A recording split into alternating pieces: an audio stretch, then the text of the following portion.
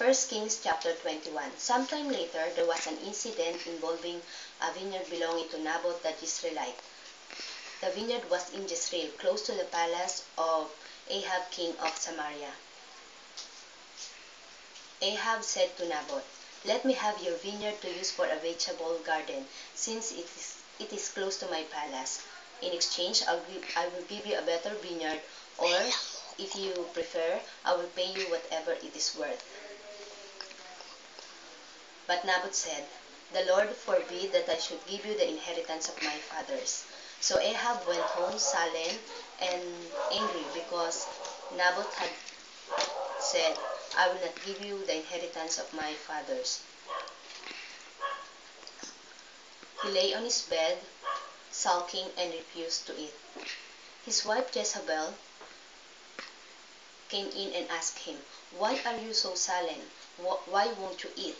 He answered her, "Because I said to Naboth the Jezreelite, sell me your vineyard, or if you prefer, I'll give you another vineyard in its place." But he said, "I will not give you my vineyard." Jezebel, his wife, said, "Is this how you act as king over Israel? Get up and eat, cheer up. I'll get you the vineyard of Naboth the Jezreelite." So she wrote letters in Naboth's name, in Ahab's name, and put his seal on it. In those letters, and sent them to the elders and nobles who live in Naboth's city. In those letters she wrote, "Proclaim a day of fasting and sit Naboth in prominent place among the people, but sit 2 scoundrels opposite him, and have them testify that he has cursed both God and the king. Then take him out and stone him to death." So the elders and nobles who live in Naboth's city did as Elijah and Jezebel directed in the letters she had written them. They proclaimed a fast and seated Naboth in prominent place among the people.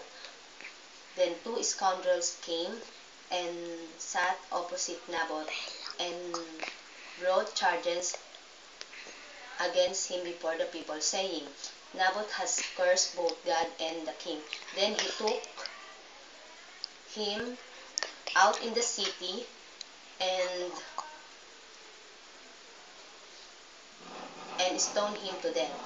And they sent word to Jezebel, saying, "Naboth has been stoned and is dead." As soon as Jezebel heard that Naboth has been stoned to death, she said to Ahab,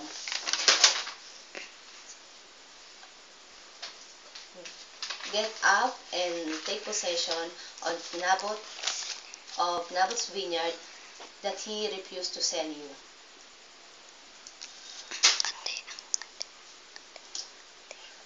When he is no longer alive but is dead.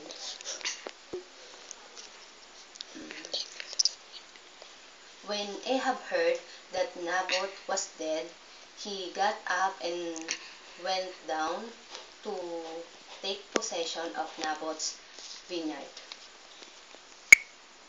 Then the word of the Lord came to Elijah the Tishbite, "Go down and meet Ahab, king of Samaria,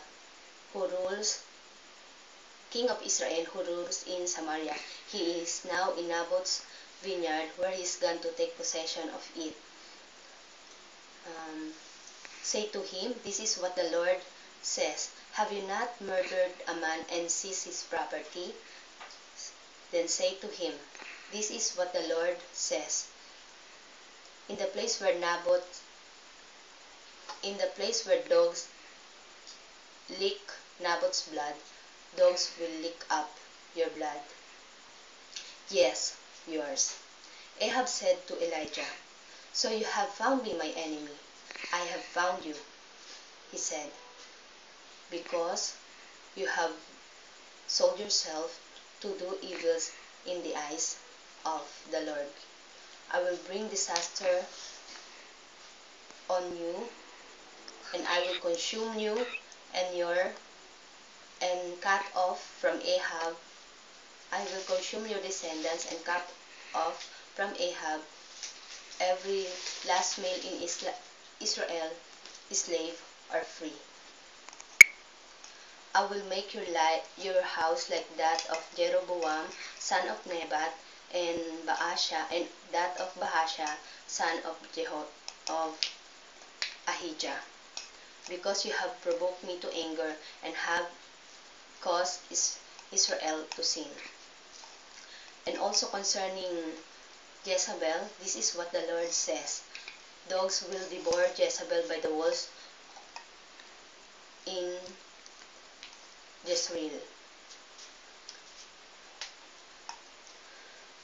Dogs will eat on those belonging to Ahab who died in the city, and birds of the air will feed on those who die in the country.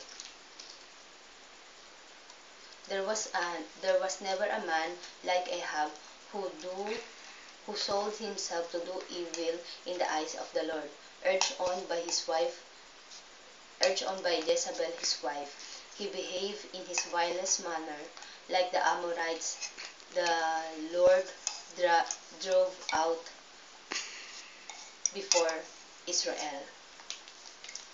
When Ahab heard these words, he took his clothes and put on sackcloth and fasted. He lay in sackcloth and went around meekly.